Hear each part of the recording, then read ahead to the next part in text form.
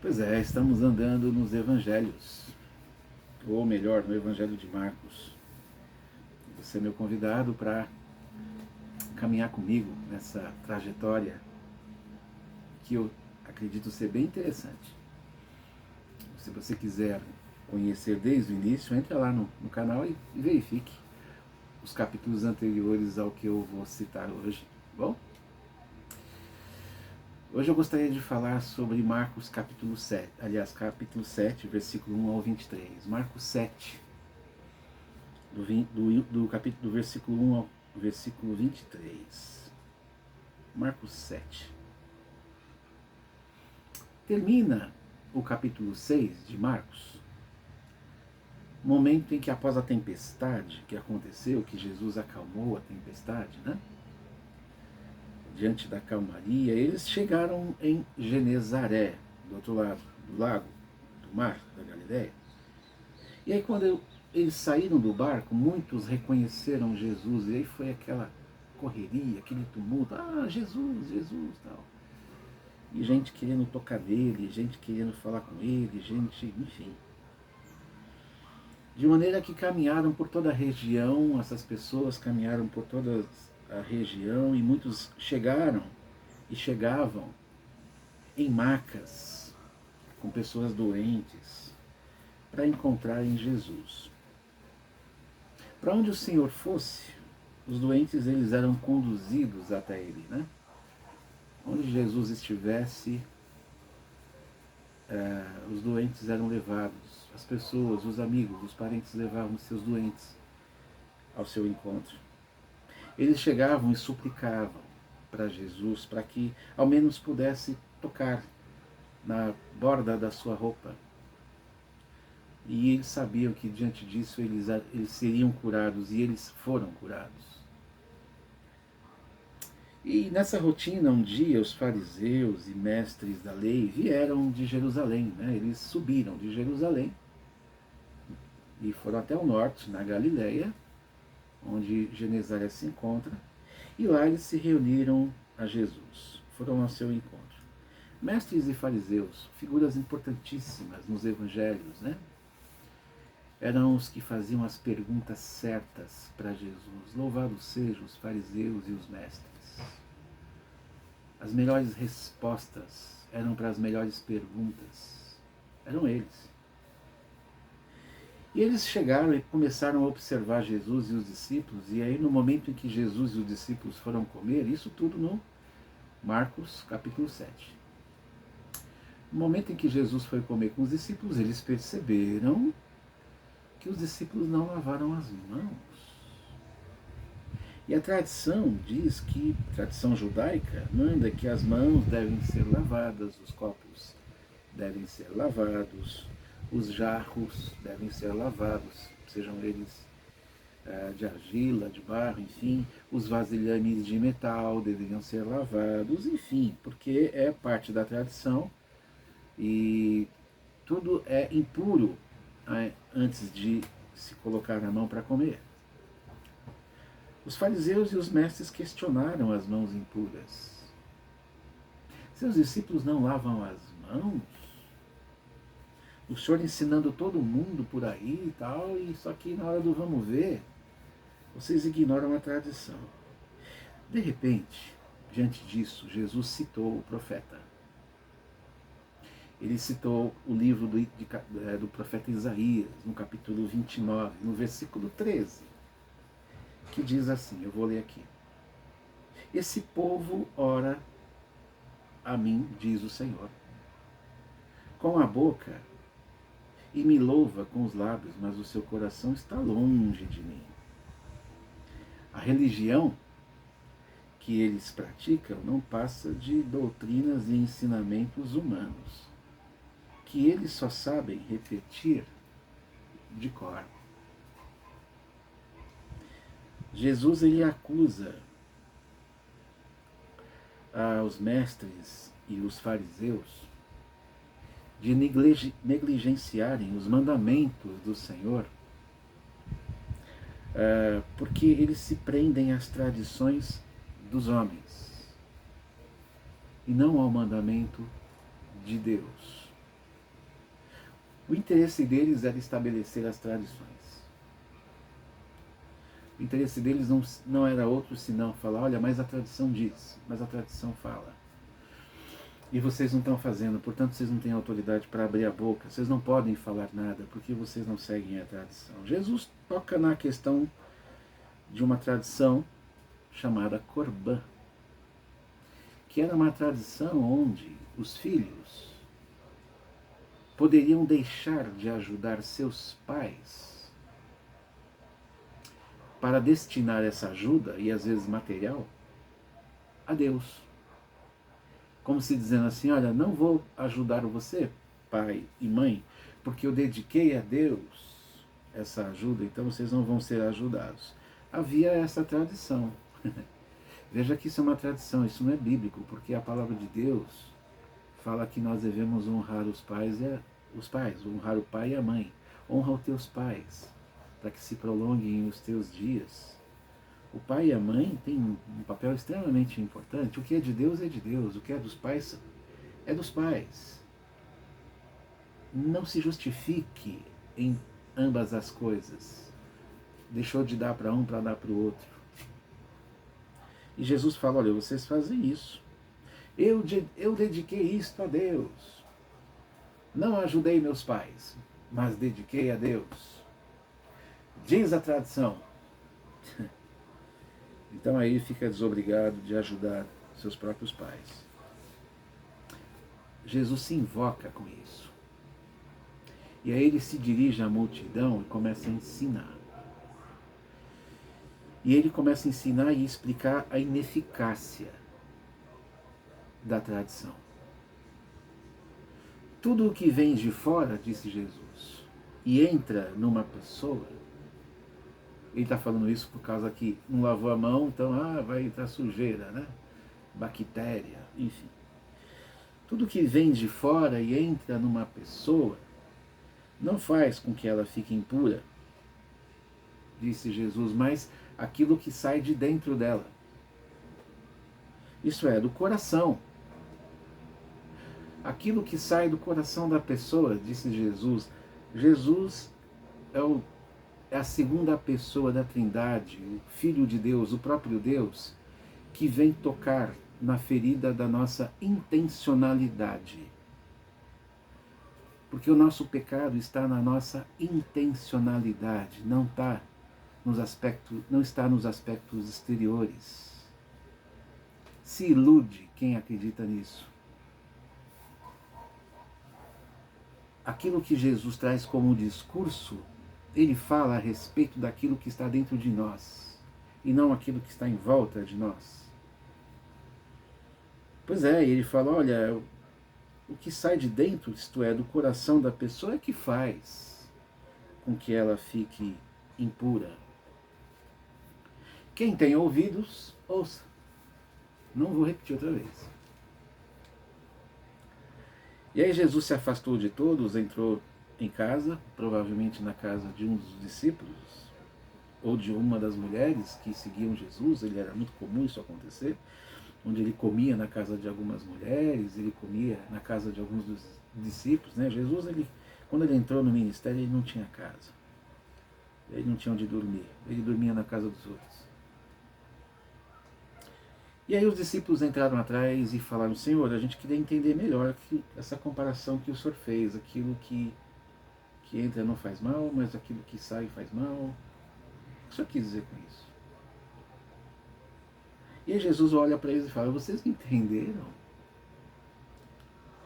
Aquilo que entra pela boca não torna impuro a pessoa. Não vai para o coração aquilo que entra. Vai para o estômago. E daí sai do corpo. O corpo mesmo vai se encarregar de extrair as impurezas. Sendo assim, o que não se pode comer? É essa a preocupação? Que não se pode comer? Lembra do sonho de Pedro? Pedro, o judeu, e de repente ele sonha com um lençol descendo do céu com todos os animais que não poderiam comer. E aí isso dá a conotação de que a pregação do Evangelho deveria ser dada a todas as pessoas, é verdade. Mas eu indo pelo lado de Jesus aqui, eu percebo que Jesus não está preocupado com a comida. Jesus não está preocupado com a forma que você vai comer, de que jeito você vai comer, de que jeito você vai se alimentar. Jesus está preocupado com aquilo que você anda soltando com a sua boca e que nasce do seu coração. E aí ele continua, Jesus. O que sai do coração são maus pensamentos. Ele faz uma lista. São maus pensamentos, imoralidade, roubos, crimes, adultérios, avareza, maldades, mentiras, inveja, calúnia, orgulho, falta de humildade, né? Falando e pensando sem pensar no que isso pode causar, isso também é um problema. Tudo isso vem de dentro, e isso é o que faz alguém ficar impuro. Está vendo onde que a coisa está? Está vendo onde Jesus, sobre o que Jesus trata? É uma questão de avaliar, né? O que é a tradição, afinal de contas? O que significa então a tradição? A tradição, ela revela o limite do ser humano. A tradição expressa quem é o ser humano naquilo que ele deve, naquilo que ele não deve fazer, onde muitas vezes o crivo, onde muitas vezes as condições nascem do próprio ser humano. Até onde os homens enxergam e compreendem aquilo como correto ou aquilo como que seja errado. Muitas vezes, ou quando não, se torna um instrumento de controle, né? Porque os bem-intencionados, se a gente pode considerá-los assim, eles estão querendo agradar a Deus, mas querendo agradar a Deus diante dos seus próprios caminhos e diante das suas próprias conclusões, não sabendo exatamente o que Deus quer e espera, mas dizendo a Deus como ele deve ser agradado. Essa pode ser uma condição boa, ingênua, bem intencionada, sem má intenção, é verdade, mas também tem aqueles que usam disso para controlar. Usam disso para dizer, aqui é assim, ponto final.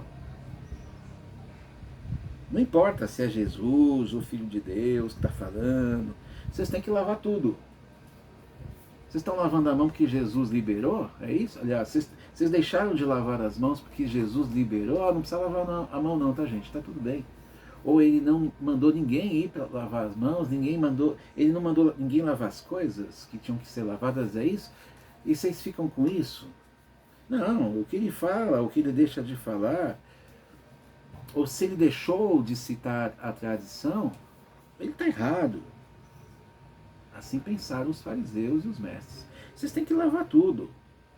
Não fique escutando Jesus, não. Vocês têm que fazer aquilo que a lei e a tradição manda, principalmente na questão da tradição. O problema é o seguinte, a questão é que Jesus, ele desce no porão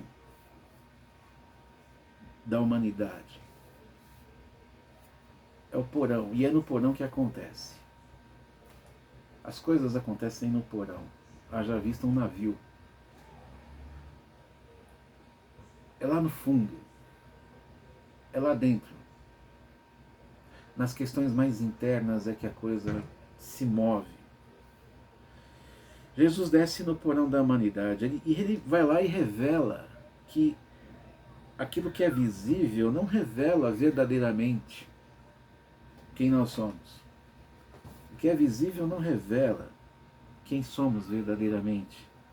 Nós somos conhecidos em primeiro lugar por Deus, que espera com que nós nos preocupemos em preservar a nossa mente,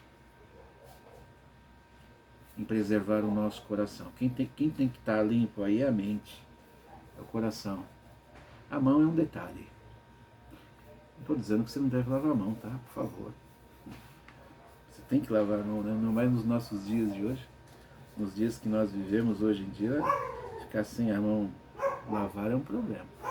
Mas isso não é uma questão total para uma condição que nós entendemos religiosa. A realidade é que a lei foi escrita na pedra, mas ela deveria chegar ao nosso coração. A lei está impressa na pedra para ser escrita no coração.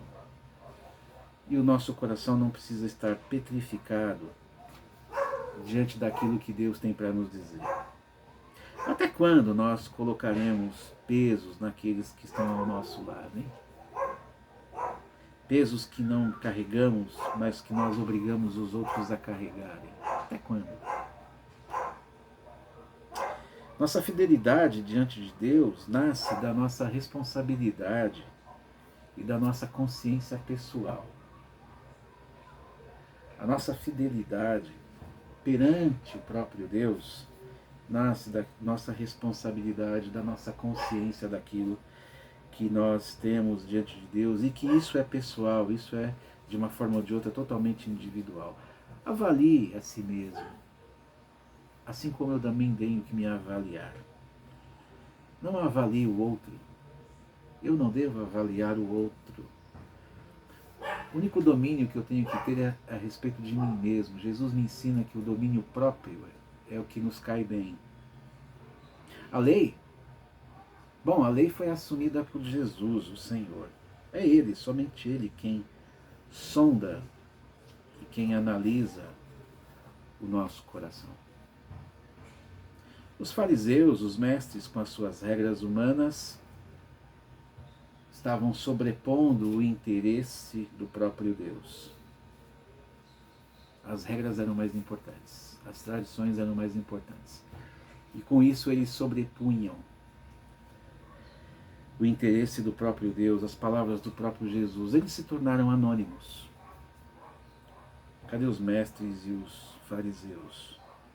Do que nós extraímos deles, a não ser as boas perguntas, mas que nos faça entender melhor quem Deus é e que isso desenvolva o nosso crescimento na nossa vida cristã. Porém, os apóstolos, com suas mãos sem lavar, eles chegaram até nós.